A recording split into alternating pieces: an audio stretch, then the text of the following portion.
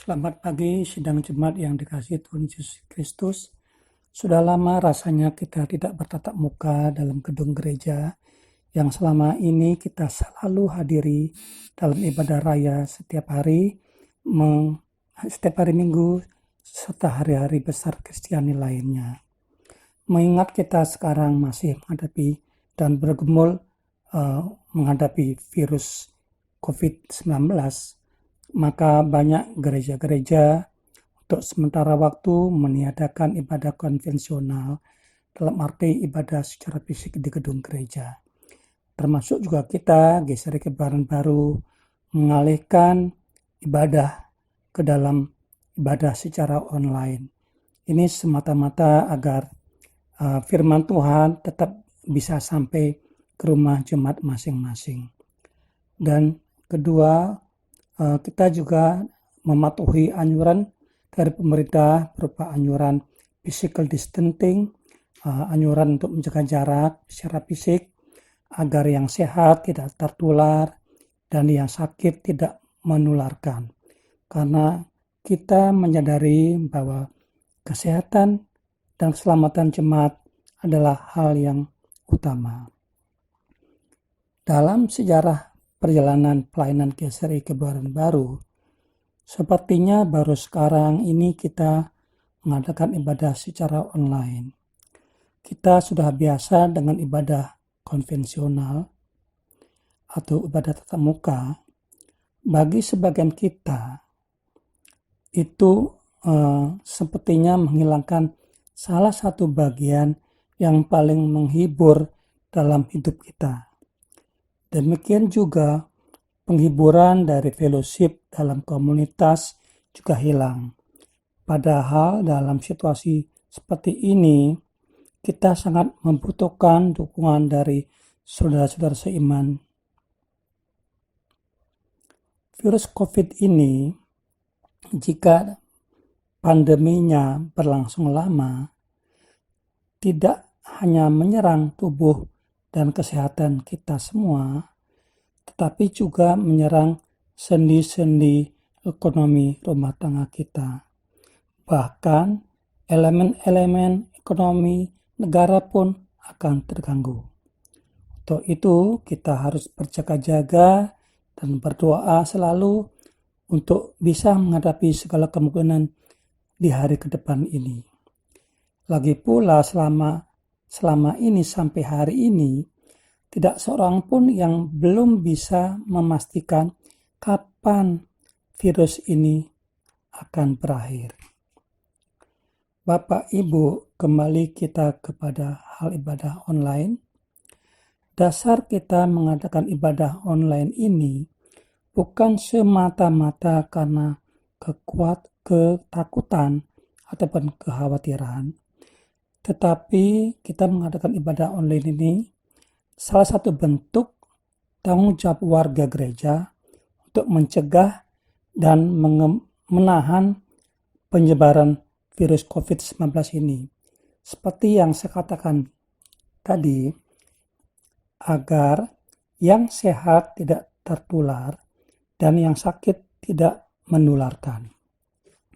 Secara manusiawi, wabah virus ini memang sangat mengkhawatirkan.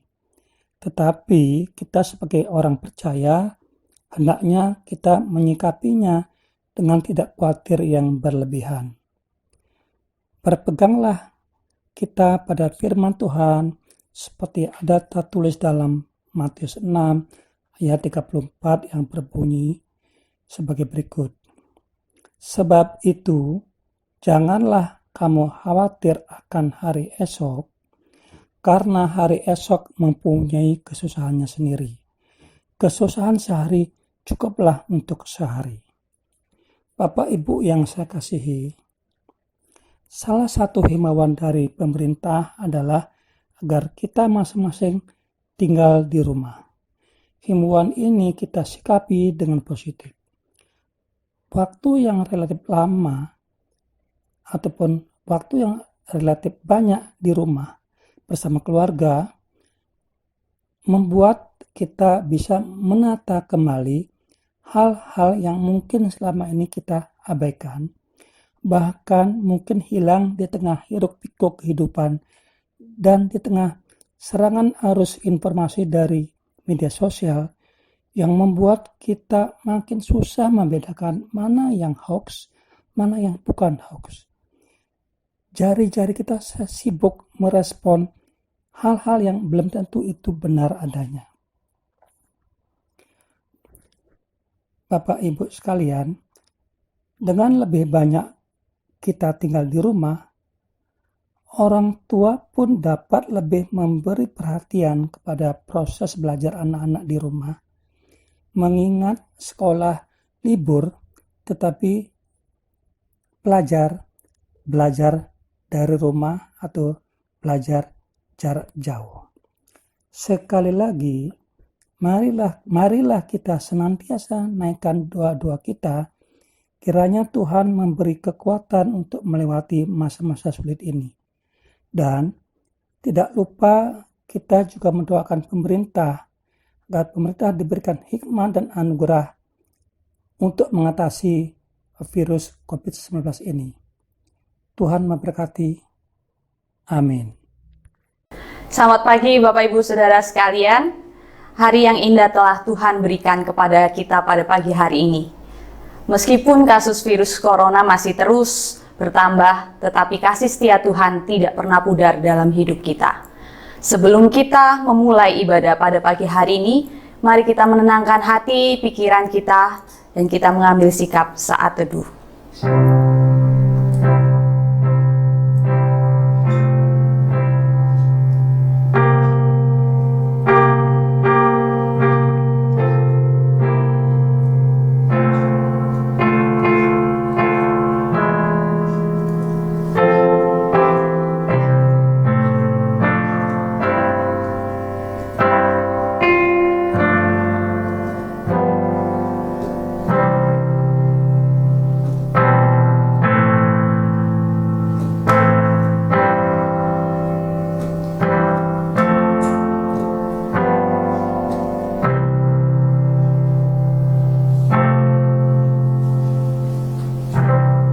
Amin.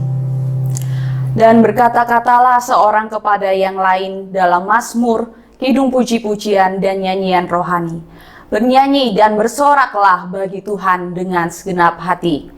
Yesuslah penyelamat dan penolong kita yang teguh. Sudah sepatutnya kita datang kepadanya untuk menaikkan ucapan syukur dan pujian bagi Dia. Mari kita bersama-sama menaikkan pujian, nyanyi dan bersoraklah.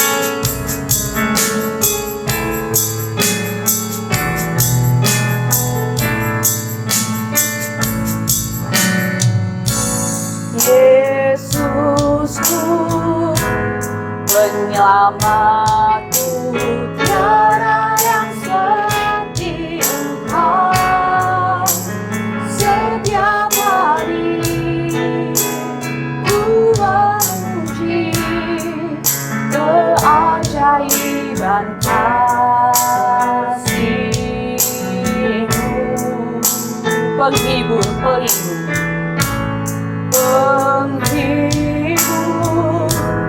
pelindung, menara kekuatan, Dia semua yang bernafas, tak berhenti menyembah.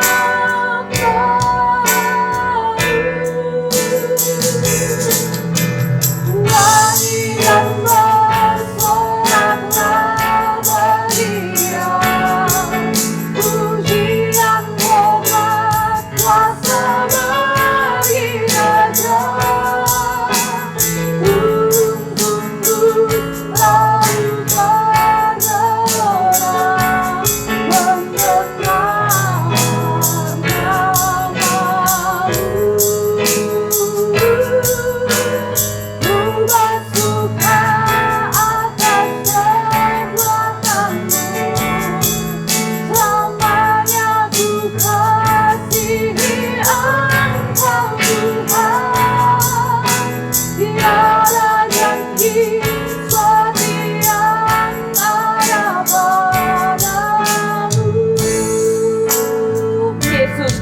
penyelamatku.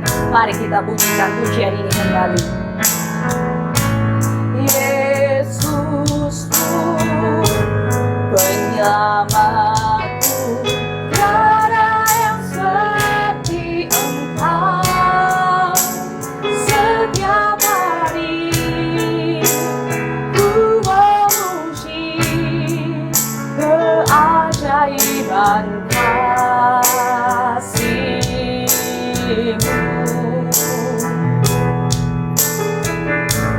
Penghibur, pelindung, menara kekuatan, biarlah semua yang bernafas tak berhenti menyembah-Mu.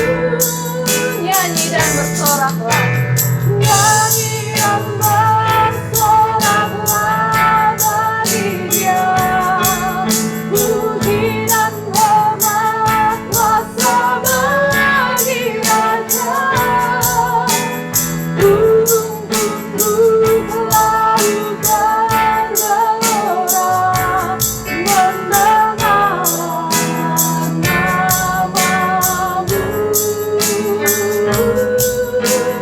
Ku bersuka atas perbuatan-Mu, selamanya ku kasihi Engkau Tuhan.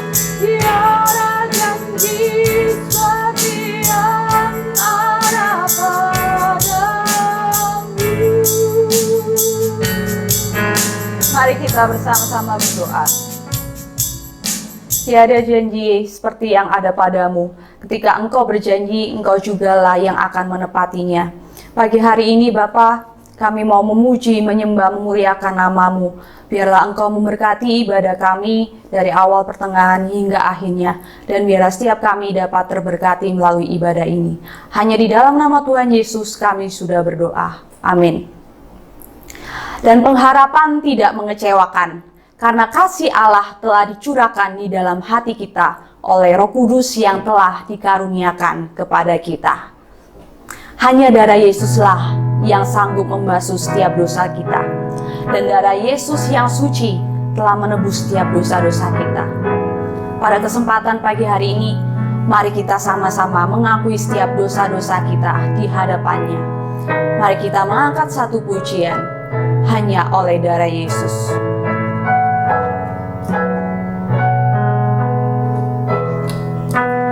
Dosaku telah dihapus hanya oleh darah Yesus. Ku dapat hidup baru hanya oleh darah Yesus. Oh, darah yang kudus, darahnya penebus jiwaku ditebus hanya oleh darah Yesus. Mari kita semua mengambil sikap saat teduh. Kita mengakui setiap dosa-dosa kita di hadapan Tuhan. Tuhan, biarlah Engkau mengampuni dosa-dosa kami, baik yang disengaja maupun tidak disengaja. Ampuni kami Bapa. Ajar kami untuk mengakui setiap dosa-dosa kami dan tidak mengulangi lagi kesalahan kami. Kami menjadi pribadi yang lebih baik dari hari-hari sebelumnya. Terima kasih Tuhan Yesus, hanya di dalam nama-Mu kami sudah berdoa. Amin. Mari kita bersama-sama pujikan pujian ini kembali. Bait yang kedua, kulihat pengampunan hanya oleh darah Yesus. Kulihat pengampunan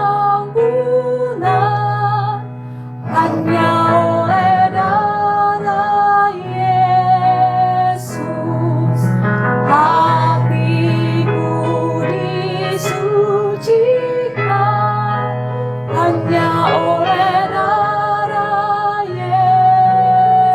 oh darah yang kudus.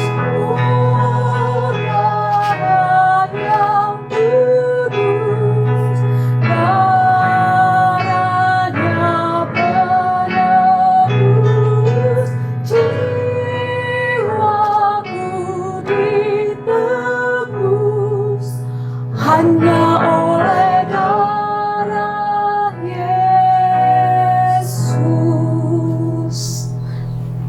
Sebab di dalam Dia dan oleh darahnya kita beroleh penebusan, yaitu pengampunan dosa menurut kekayaannya kepada kita dalam segala hikmat dan pengertian.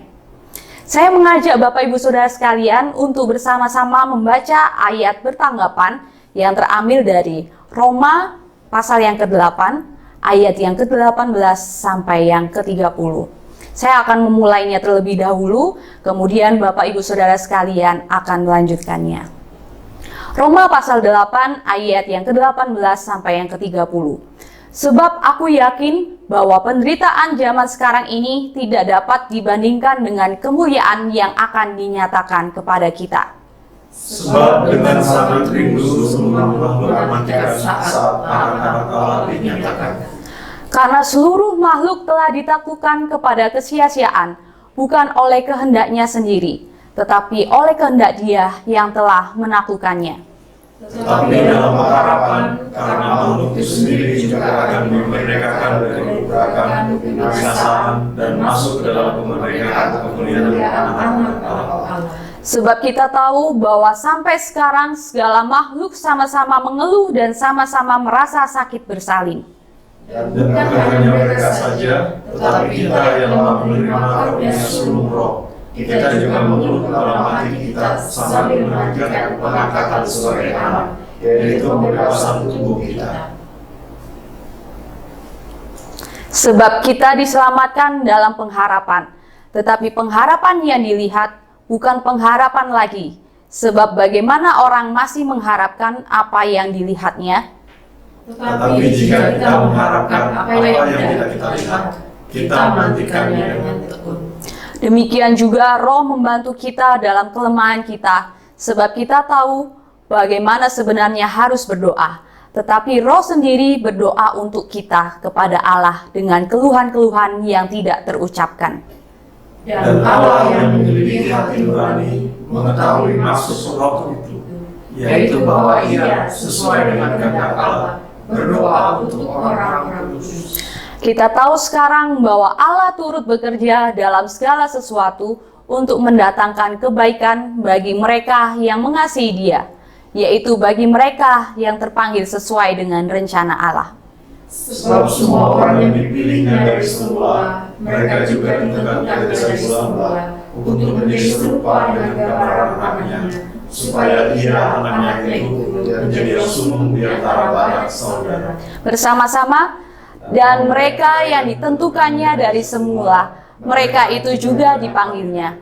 Dan mereka yang dipanggilnya, mereka itu juga dibenarkannya. Dan mereka yang dibenarkannya, mereka itu juga dimuliakannya. Amin.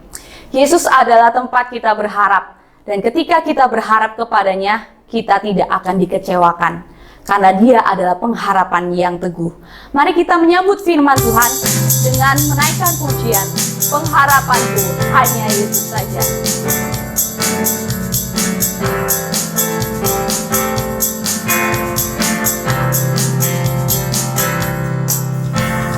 Pengharapanku hanya Yesus saja, yang mati atas Golgota. Dia gembala jiwaku. Dia gembala jiwaku yang tunggu. Yesus dia harapanku. Yesus harapan jiwaku. Yesus menebus dosaku.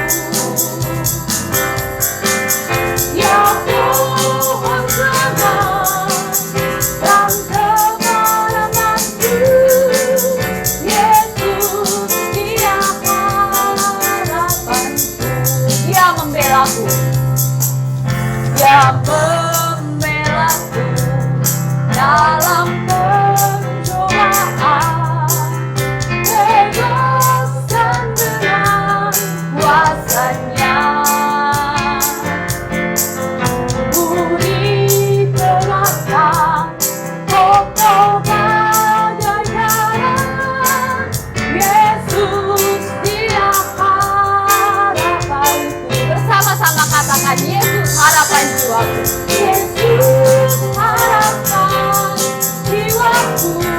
Yesus menebus dosaku. Yesus menebus dosaku. Ya pohon selamat dan kemenanganku. Yesus dia harapanku. Yesus harapan jiwaku. Yesus harapan jiwaku. Dia menebus dosaku. Yesus menebus dosaku. Ya pohon selamat dan kemenanganku. Yesus dia harapanku.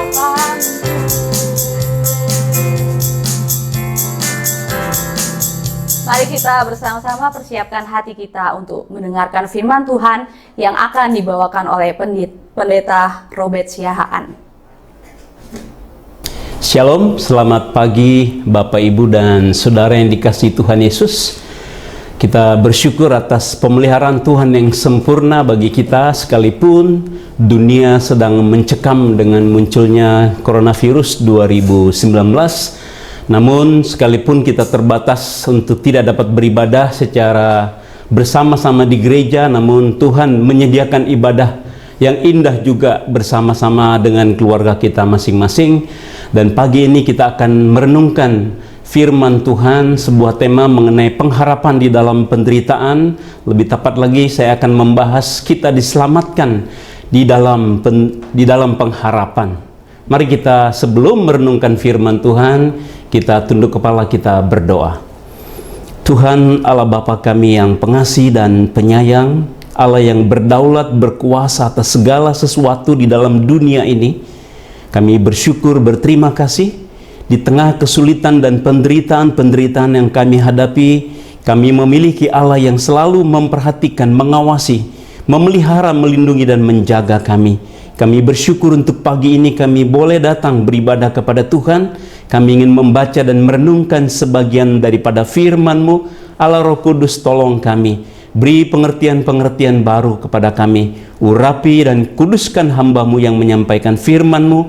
Hanya dalam nama Tuhan Yesus Kristus, Juru Selamat kami yang hidup, kami berdoa. Haleluya. Amin.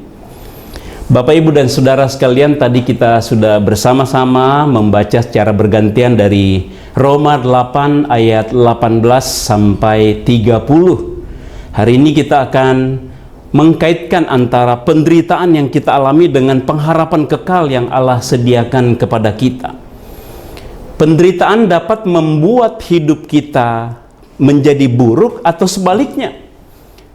Penderitaan-penderitaan itu bisa membuat hidup kita semakin kuat dan semakin baik, semakin mendekat kepada Allah dan semakin bergantung kepada Allah. Jadi tergantung bagaimana kita melihat dan meresponi penderitaan itu. Jika penderitaan dilihat hanya sebagai sesuatu yang negatif, sesuatu yang harus dijauhkan dan dihindari dari hidup kita, maka menjadi musuh yang harus dibinasakan. Namun mungkinkah penderitaan itu harus hilang, atau manusia mungkinkah hidup tanpa penderitaan? Tidak mungkin. Sebab ketika Adam dan Hawa jatuh dalam dosa, Allah telah menghukum manusia dan mengutuk manusia sehingga sulit bersalin. Demikian juga seluruh makhluk menjadi sulit bersalin.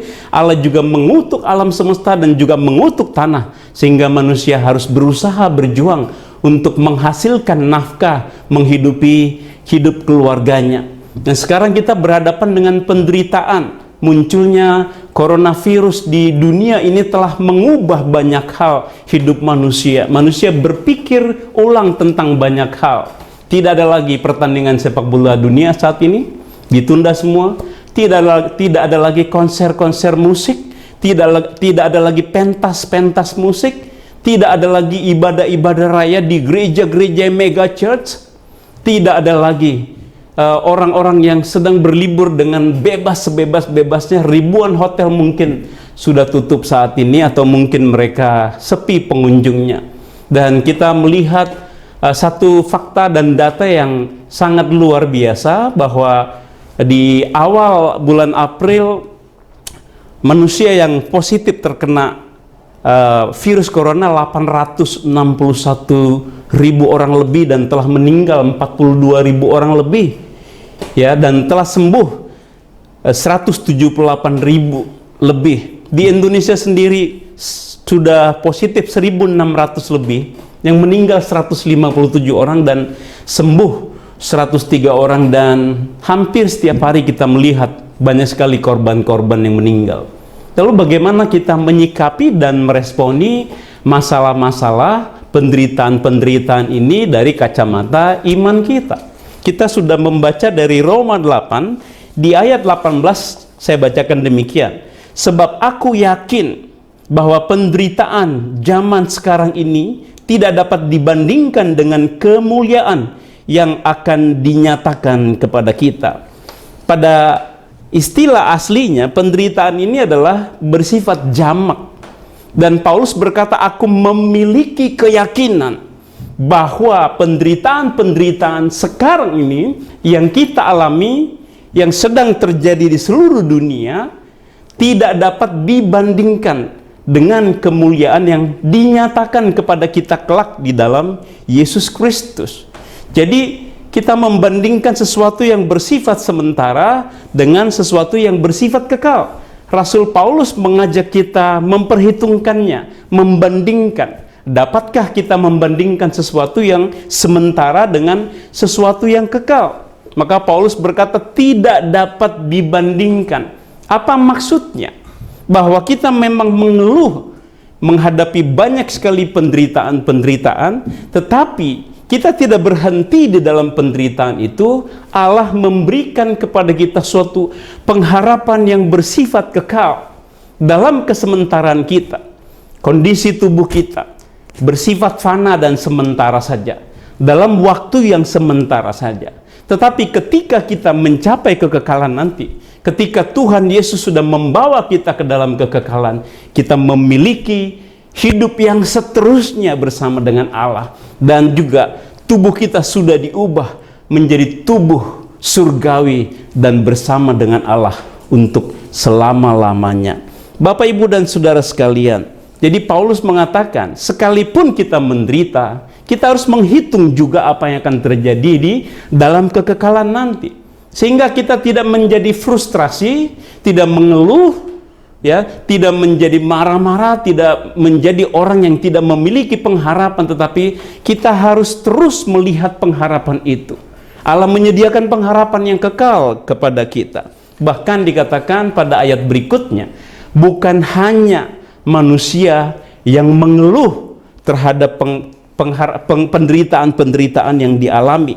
Pada ayat 19 sampai 23, di sana dikatakan, sebab dengan sangat rindu seluruh makhluk menantikan saat anak-anak Allah dinyatakan, karena seluruh makhluk telah ditaklukkan kepada kesia-siaan, bukan oleh kehendaknya sendiri, tetapi oleh kehendak Dia yang telah menaklukkannya, tetapi dalam pengharapan. Karena makhluk itu sendiri juga akan dimerdekakan dari perbudakan kebinasaan dan masuk ke dalam kemerdekaan kemuliaan anak-anak Allah. Sebab kita tahu bahwa sampai sekarang segala makhluk sama-sama mengeluh dan sama-sama merasa sakit bersalin. Dan bukan hanya mereka saja, tetapi kita yang telah menerima karunia sulung roh, kita juga mengeluh dalam hati kita sambil menantikan pengangkatan sebagai anak, yaitu pembebasan tubuh kita. Seluruh makhluk, dalam istilah aslinya dikatakan creation, seluruh alam ciptaan di dunia ini juga merasakan penderitaan-penderitaan yang juga dialami oleh manusia. Nah, saudara-saudara, jadi bukan hanya manusia memang tadi seperti awal saya katakan yang dikutuk oleh dosa. Sebagai akibat dari dosa memang juga adalah penderitaan-penderitaan, tetapi tidak semua penderitaan itu selalu karena dosa. Nah, dikatakan 4 kali muncul kata makhluk yang berarti creation di dalam ayat 19 sampai 22. seluruh makhluk ditaklukkan kepada kesia-siaan, tetapi juga ada pengharapan di sana. Pengharapan akan dimerdekakan dari perbudakan dan akan dibawa masuk ke dalam kemerdekaan, kemuliaan anak-anak Allah. Sebab kita tahu dikatakan sampai sekarang dan sampai kapanpun sampai Tuhan Yesus datang, seluruh makhluk akan mengalami penderitaan-penderitaan. Jadi, mungkinkah penderitaan akan berhenti? Mungkin, tetapi bukan sekarang, bukan di dunia ini, tetapi ketika pemuliaan itu dinyatakan bagi anak-anak Allah. Kita tahu bahwa sampai sekarang segala makhluk sama-sama mengeluh, sama seperti manusia, semua makhluk juga merasakan sakit bersalin. Bukan mereka saja dikatakan, tetapi kita yang telah menerima karunia sulung roh, yaitu kita yang sudah diselamatkan, yang sudah menerima Roh Kudus, yang sudah menerima kelahiran baru di dalam Kristus Yesus, yang sudah diangkat menjadi anak-anak Allah. Kita juga mengalami penderitaan-penderitaan di dalam hidup kita. Bahkan dikatakan kita juga mengeluh dalam hati kita sambil menantikan pengangkatan sebagai anak. Nah, Bapak, Ibu, dan Saudara, kita memang sudah diangkat sebagai anak Allah. Tetapi Rasul Paulus juga mengatakan menantikan pengangkatan. Istilah yang digunakan juga adalah adopsi.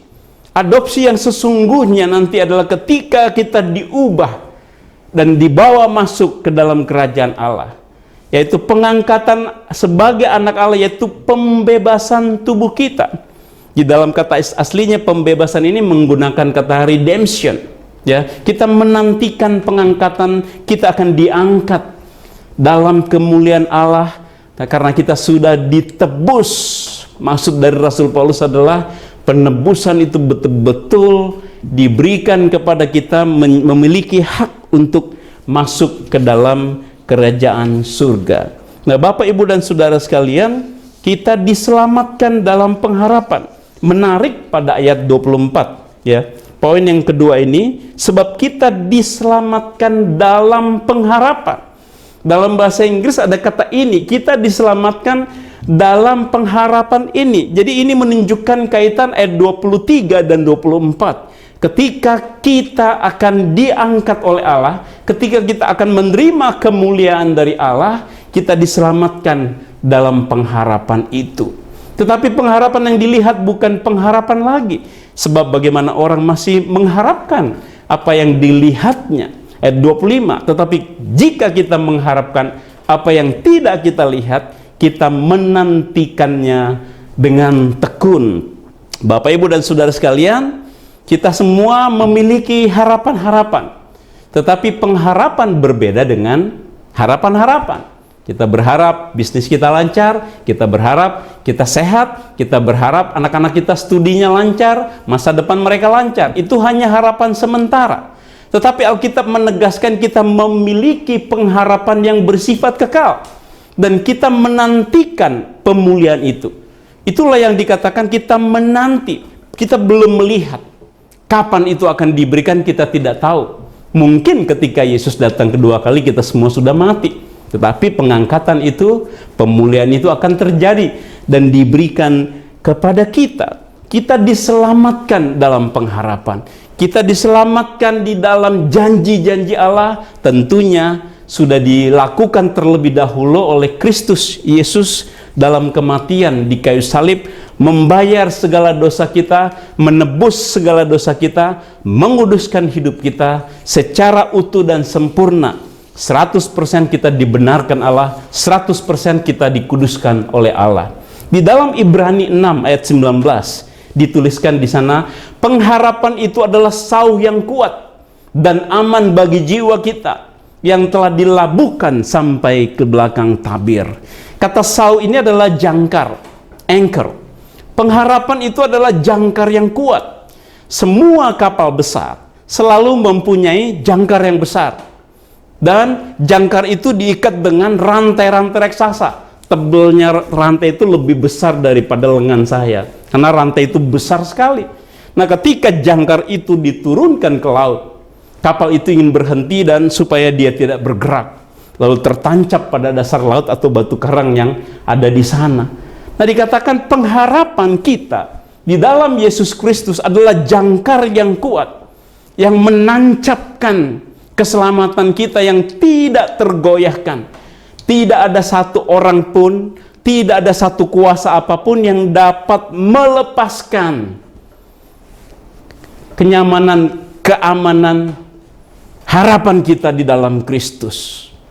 Di dalam Roma 8 ayat 38 dan 39, Rasul Paulus menuliskan begini, sebab aku yakin bahwa baik maut maupun hidup, baik malaikat-malaikat maupun pemerintah-pemerintah, baik yang ada sekarang maupun yang akan datang, atau kuasa-kuasa, baik yang di atas maupun yang di bawah, atau sesuatu makhluk lain, tidak akan dapat memisahkan kita dari kasih Allah yang ada di dalam Kristus Yesus Tuhan kita.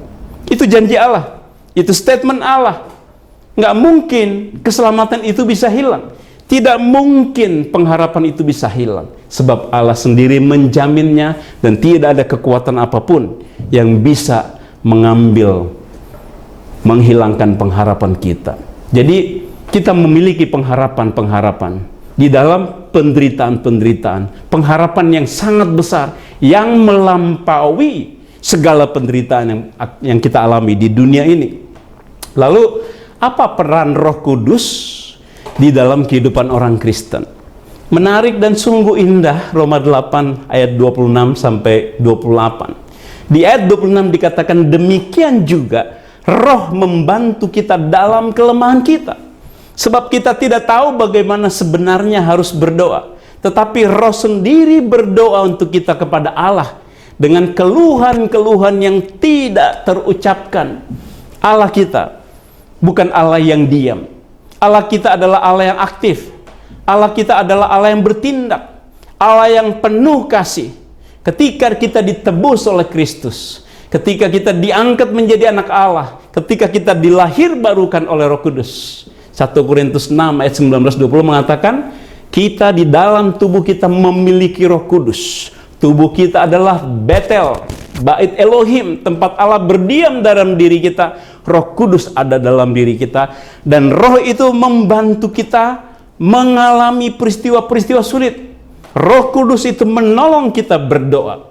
Ketika kita tidak sanggup berdoa, Roh Kudus itu ada menghibur kita, menuntun kita, asal kita juga mau datang kepada Dia, mau berharap, mau berserah, mau tunduk, mau taat kepada Dia. Yaitu bahwa Ia sesuai dengan kehendak Allah berdoa untuk orang-orang kudus. Roh Kudus juga menolong kita berdoa dan berdoa bagi kita. Lalu di ayat 28 dikatakan, kita tahu sekarang bahwa Allah turut bekerja dalam segala sesuatu untuk mendatangkan kebaikan bagi mereka yang mengasihi Dia, yaitu bagi mereka yang terpanggil sesuai dengan rencana Allah. Dalam segala sesuatu, termasuk dalam segala hal. Dan khususnya ketika kita menghadapi penderitaan-penderitaan dalam hidup kita, Allah tidak tinggal diam. Allah hadir di sana, dan Allah mau turut campur di sana, dan dikatakan mereka dipanggil, ya. Mereka kita yang sudah diselamatkan Allah, Allah turut bekerja dalam segala sesuatu untuk mendatangkan kebaikan. Apa kebaikannya penderitaan? Dalam Roma 5 dikatakan bahwa kita melalui penderitaan-penderitaan menghasilkan ketekunan. Karena pengharapan itu juga tidak mengecewakan. Orang Kristen harus menghadapi penderitaan dengan iman. Dan ketekunan akan menghasilkan buah yang matang di dalam Yakobus 1 ayat 2-4. Kita harus utuh dan lengkap melalui proses-proses penderitaan. Iman kita dikuatkan, kita diproses Allah, kita dibentuk oleh Allah, dan kita tahu kita tidak ditinggalkan sendiri oleh Allah. Sebab Roh Kudus ada di dalam diri kita. Roh Kudus berdoa, dan segala sesuatu yang terjadi, Allah tidak meninggalkan kita. Allah turut bekerja untuk mendatangkan kebaikan bagi kita, orang yang dipanggil oleh Allah dan juga orang yang mengasihi Allah.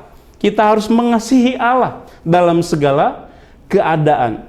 Jadi dalam penderitaan kita tidak boleh menanggungnya sendiri, Tidak boleh menghadapi dengan kekuatan kita, tetapi bersama dengan Allah. Poin yang terakhir adalah pemuliaan di dalam ayat 29 sampai 30. Sebab semua orang yang dipilihnya dari semula, mereka juga ditentukannya dari semula untuk menjadi serupa dengan gambaran anaknya, supaya ia, anaknya itu, menjadi yang sulung di antara banyak saudara. Dan mereka yang ditentukannya dari semula, mereka itu juga dipanggilnya. Dan mereka yang dipanggilnya, mereka itu yang dibenarkannya. Dan mereka yang dibenarkannya, mereka itu juga dimuliakannya. Nah, saudara, inilah yang disebut oleh Rasul Paulus sebagai pengharapan. Pengharapan bahwa suatu saat ketika Kristus datang untuk yang kedua kalinya, seperti tertulis dalam 1 Tesalonika 4 ayat 13 sampai 18, Yesus sendiri akan turun dari surga dan dia akan diawan-awan. Malaikat Tuhan akan membangkitkan orang mati dan kemudian membangkitkan orang yang masih hidup, dan dalam sekejap mata orang-orang itu diubah untuk mendapatkan kehidupan kekal yang dijanjikan oleh Allah dan masuk ke surga bersama dengan Allah. Semua orang yang telah dipilihnya dari semula. Alkitab menggunakan istilah Allah telah mengenal, proginosko, telah mengenal kita sebelumnya. Bahkan Efesus 1 ayat 4 berkata, sebelum dunia ini dijadikan, Allah sudah menentukan Bapak, Ibu, dan saya untuk menjadi serupa dengan Kristus, dikuduskan dan dibenarkan, memperoleh keselamatan dalam Kristus. Kita dipilih dari semula, lalu kita ditentukan dari semula untuk menjadi serupa dengan gambaran Kristus. Kita sudah ditebus, sudah dibayar, sudah diselamatkan, dan dikatakan kita yang sudah dipilih, ditentukan untuk menjadi selamat dan menerima kemuliaan Tuhan, kita dibenarkan dalam Allah. Saudara-saudara, sesuatu yang sangat indah dan luar biasa diberikan kepada kita, bahwa kita sejatinya ditentukan untuk menerima anugerah keselamatan itu. Kita dipanggil, dibenarkan, dan dimuliakan. Glorification, itulah janji yang Tuhan berikan kepada kita, pengharapan yang Tuhan sediakan kepada kita. Sekalipun kita menderita, semua penderitaan yang kita alami tidak dapat dibandingkan dengan kemuliaan yang begitu besar yang Allah sudah sediakan bagi kita. Penderitaan seperti apa yang Bapak Ibu alami sekarang? Bukan hanya COVID-19 tentunya, masalah keluarga, masalah ekonomi, masalah bisnis, masalah penyakit, apa saja yang membuat kita menderita. Jangan membuat kita kalah oleh penderitaan itu. Jangan biarkan diri kita menjadi lemah atau menjadi takut, atau menjadi gelisah, atau menjadi tidak memiliki pengharapan. Banyak orang berharap dalam hidupnya, tetapi tidak semua orang hidup dalam pengharapan. Jadi pengharapan dalam Kristus bukan saja hanya wishful thinking, hanya pikiran saya kepingin. Itu sesuatu yang sangat sementara, yang sementara saja belum tentu kita dapat memilikinya. Tetapi yang kekal sudah pasti kita akan memilikinya, sebab yang mengerjakannya adalah Kristus yang sudah mati, menebus dan membayar dosa kita di kayu salib. Nah, saudara, pengharapan yang ada dalam Kristus adalah pengharapan yang sangat berbeda dengan pengharapan yang sementara. Pengharapan yang disediakan oleh Yesus, pengharapan yang kekal, yang luar biasa, yang ajaib.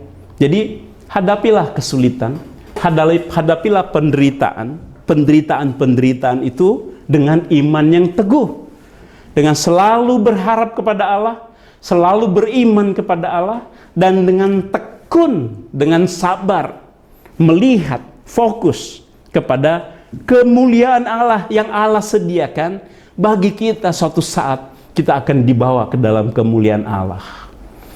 Satu kali ada seorang penjual bunga mengalami masalah. Ada dua orang memesan bunga di saat yang bersamaan, ya. Dan ternyata orang yang mengirimkan, ditugaskan mengirimkan bunga itu salah. Satu perusahaan mengirimkan bunga kepada kompetitornya yang baru saja membuka gedung baru, usaha baru, dan bunga yang dikirim tulisannya adalah turut bersimpati menduka yang mendalam. Tulisannya seperti itu. Si penerima heran, kok kita dapat bunga dari kompetitor kayak nyumpahin kita gagal nih, ya. Lalu dia telepon kepada perusahaan, lalu perusahaan itu telepon lagi kepada pengirim bunga. Lu salah kirim bunga ya. Lalu bunga yang satu dikirim lagi ke tempat kedukaan. Judulnya ditulisan di bunga itu, selamat menempati tempat yang baru. Nah, kan jadi lucu saudara. Akhirnya si pemilik bunga ini datang ke perusahaan dan membawa tulisan yang berbeda dan mohon maaf yang luar biasa, minta maaf atas kesalahan itu. Lalu dia berangkat lagi ke tempat kedukaan dengan perasaan lebih galau.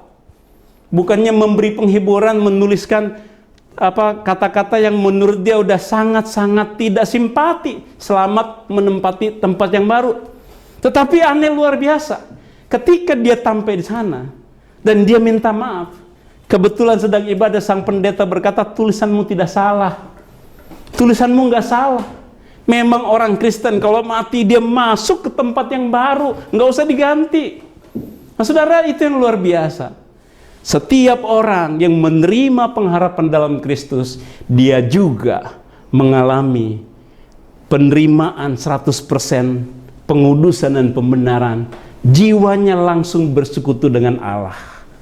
Orang yang meninggal dalam Kristus langsung bersama dengan Allah di Firdaus. Selama kita masih hidup, mari kita bersukacita dalam pengharapan, bersukacita di dalam Tuhan menghadapi penderitaan-penderitaan yang kita alami. Tetap tekun, tetap sabar, tetap setia kepada Allah, tetap memuliakan Allah, tetap mengasihi Allah, tetap mengasihi sesama kita. Saya baca dari Roma 15 ayat 13 sebagai penutup bagi kita sekalian. Semoga Allah, sumber pengharapan, memenuhi kamu dengan segala sukacita dan damai sejahtera dalam iman kamu, supaya oleh kekuatan Roh Kudus kamu berlimpah-limpah dalam pengharapan. Amin. Mari kita berdoa. Tuhan Allah Bapa di surga, kami sungguh bersyukur di tengah hadirnya berbagai penderitaan-penderitaan yang kami alami dalam kehidupan kami. Bukan saja dengan munculnya COVID-19, namun juga kami mengalami permasalahan-permasalahan dalam diri kami, dalam keluarga kami. Dan kami sungguh bersyukur, sungguh bangga, sungguh kagum. Oh, kami memiliki Allah yang begitu baik, Allah yang begitu luar biasa, Allah yang sudah mengerjakan sesuatu yang jauh melampaui apa yang dapat kami pikirkan dan kami alami dan kami lakukan di dalam dunia ini. Allah menyediakan keselamatan yang kekal. Allah sedang menyediakan kemuliaan yang akan diberikan kepada kami sebagai anak-anak Allah, yang akan menerima janji pemuliaan ketika Kristus datang yang kedua kali. Maka Kristus datang untuk menjemput kami dan memberikan kemuliaan itu kepada kami. Sungguh luar biasa ya Tuhan. Kiranya pengharapan ini membuat kami setia. Pengharapan ini meneguhkan iman kami, agar kami tetap bersyukur, tetap memuliakan Allah, tetap mengasihi Allah, setia dan sabar, bersukacita dalam pengharapan kami. Terima kasih Bapa, dengar doa kami hanya dalam nama Tuhan Yesus Kristus, Tuhan dan Juru Selamat kami yang hidup. Kami berdoa bersyukur. Haleluya. Amin. Tuhan memberkati. Ya, kita bersyukur kepada Tuhan karena kasih Tuhan. Kembali firman Tuhan datang kepada kita, melawat kita, memberikan kekuatan, mendorong, memotivasi kita bagaimana menjalani hari-hari di depan yang susah dan sulit ini. Kita bersyukur kepada Tuhan dan terima kasih kepada hambanya yang boleh menjadi saluran berkat bagi kita, Bapak Pendeta Robert Siahaan. Dan pada kesempatan baik ini kita akan bersama-sama berdoa. Tetap mendoakan untuk situasi bangsa kita, mendoakan untuk sidang jemaat Tuhan. Biarlah hari-hari yang akan dijalaninya, mereka tetap senantiasa kuat di dalam Tuhan mengatasinya. Mari Bapak Ibu Saudara-saudara, saya mengajak kita untuk tundukkan kepala, kita berdoa.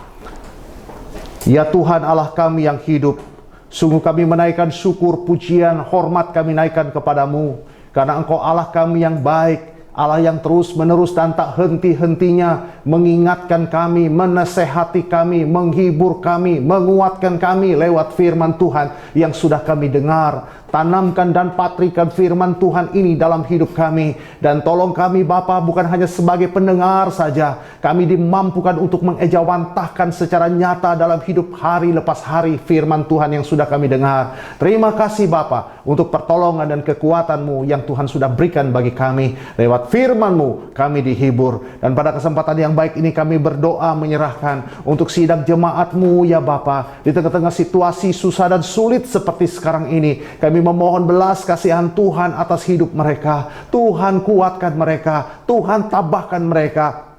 Ajarkan mereka di tengah-tengah situasi yang susah dan sulit ini, mereka tetap menaruh harap mereka hanya kepada Tuhan, terus bersandar kepada Tuhan, dan semakin mengandalkan kepada Tuhan. Dalam situasi kondisi ini, mereka tetap percaya bahwa Allah tidak pernah meninggalkan mereka. Itu sebabnya ya Allah, kami serahkan mereka dalam hidup mereka. Yang sakit, Tuhan jamah sakit yang dialami. Tuhan hadir dalam hidup mereka untuk memberikan pemulihan, kekuatan, dan penghiburan.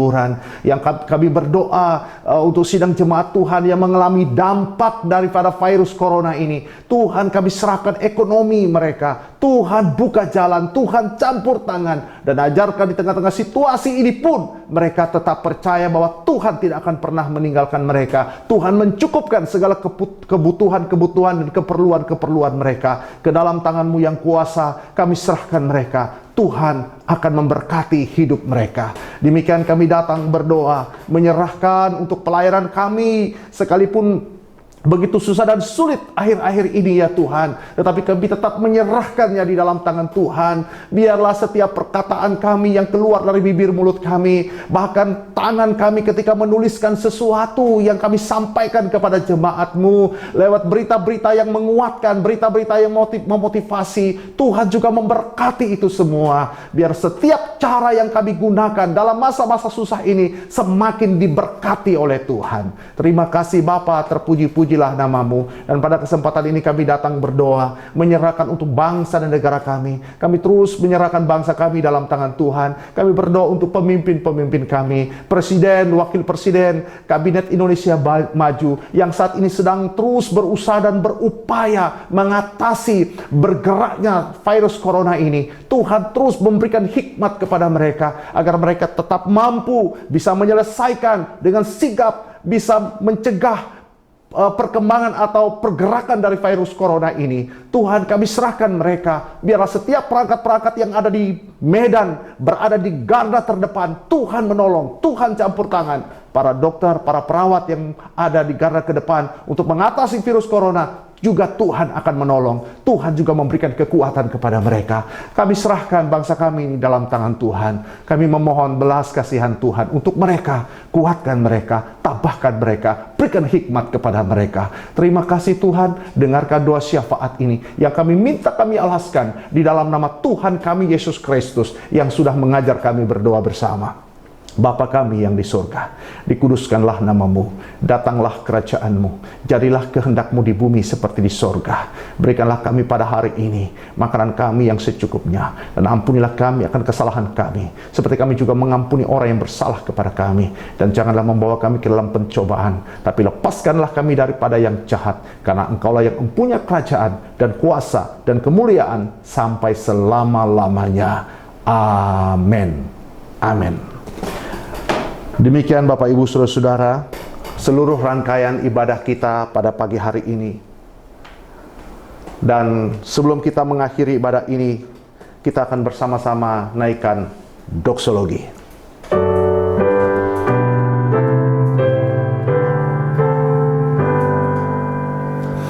Bagi Bapa, Anak dan Roh, puji, hormat, dan mulia, dulu, sekarang, tak berubah, hingga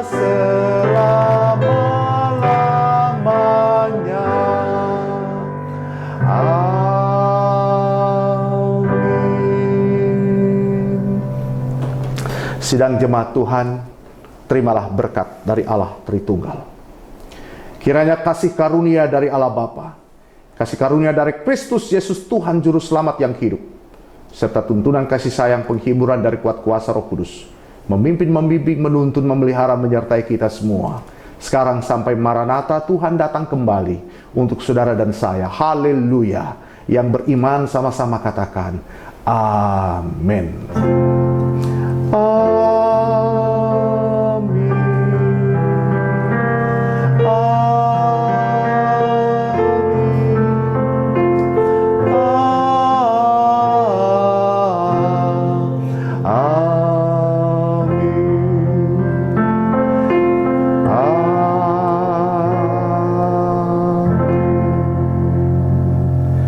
Amin. Baik Bapak Ibu Saudara-saudara, demikianlah ibadah kita pada pagi hari ini, dan saya percaya bahwa kita telah diberkati lewat ibadah ini, lewat berita firman Tuhan yang sudah kita dengar, dan dipastikan kita memperoleh kekuatan dari firman Tuhan yang kita dengar. Bapak Ibu kekasih-kekasih Tuhan, menghadapi situasi-situasi ini, dari mimbar ini saya tetap menyampaikan, kuatlah kita dalam menjalani hari-hari di depan. Percaya bahwa Tuhan senantiasa hadir dan selalu menolong kita. Untuk itu, kepada Bapak Ibu Saudara-saudara yang juga ingin mendukung pekerjaan Tuhan, kiranya dukungannya dapat diberikan melalui transfer yang sudah disediakan. Silakan Bapak Ibu memperhatikannya, dan sekiranya di antara Bapak Ibu belum bisa mentransfer dan ingin dalam bentuk manual, ingin mengumpulkan persembahan setelah ibadah ini, disilahkan, dan persembahan itu dapat dimasukkan di amplop. Nanti pada saatnya Bapak Ibu bertemu dengan majelis, kiranya dapat menyerahkan persembahan itu. Demikian mungkin hal yang dapat saya sampaikan untuk kita. Selamat siang, salam, Tuhan memberkati kita. Amin.